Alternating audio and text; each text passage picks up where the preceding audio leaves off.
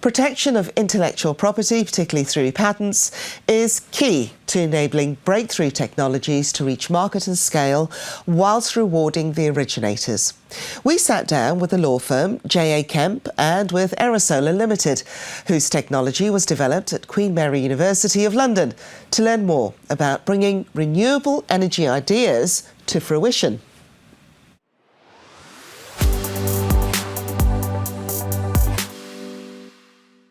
I'm joined now by John Leeming, partner at J A Kemp, and Dave Page, executive chair at Aeros Solar. Thanks both for joining me. Dave, let's start first with the genesis of the research that has fed into what has become Aerosolar. Yeah, well, Aerosolar is a spin-out from Queen Mary University of London, where a research team have been researching a group of materials known as perovskites for 7, 8, 9 years now. And perovskites are important because all the world's solar cells today are based on silicon. The journey of the improvement of silicon is now more or less at an end. So the question then becomes for the world, how do we actually improve on what we've got? The answer is perovskite. So the party trick, if you like, of perovskite is that you can put it on top of silicon and generate 75 to 100% more energy than silicon on its own from the pair. The trouble with perovskite is it's incredibly hard to make at any kind of scale, any useful scale. The production lines have to be so perfectly tuned. That's really, really hard. What Aerosolar means in reality is you can actually detune the production line and produce poorer quality perovskite and get into production much quicker, and then recover all the quality with the Aerosolar equipment at the end. Given that there's increasing global demand for electricity production, what are the challenges in scaling up Aerosolar to reach that global market? Well, I think there's two, really. One is the impact on Western manufacturers that the Chinese subsidies have had over many, many years now, which has led to more or less total domination of solar cell manufacturing.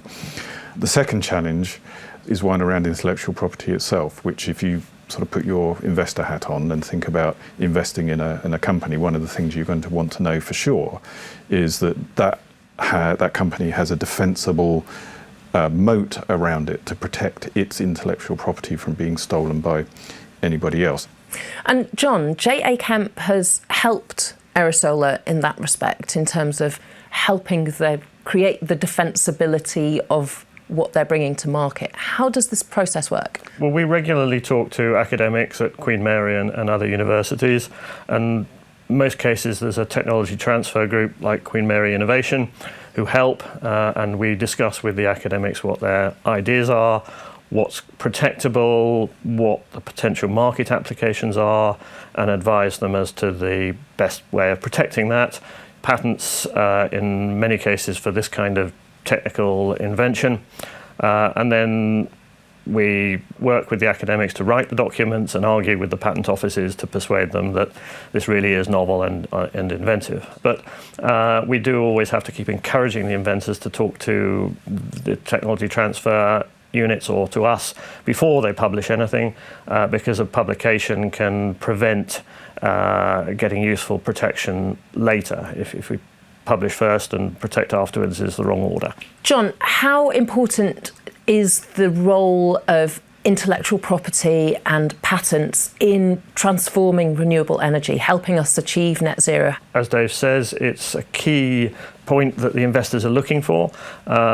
Some intellectual property forming a good asset that they can invest in, and the investment is key to actually turning the bright ideas that happen in the universities and in the academics into some real world advantages and real world advances throughout many industries, but particularly in the renewable sector. And Dave, with a foot in both camps, working with the university and Aerosolar, as well as patent experts like John, you see how all the pieces fit together. It's base camp. It makes fundraising so much harder if you're trying to convince an investor to invest in a business that is clearly a technology-based business, and you can't claim patents or some defense like that around the business that you're building. It is utterly fundamental. Thank you both for your time. Thank you.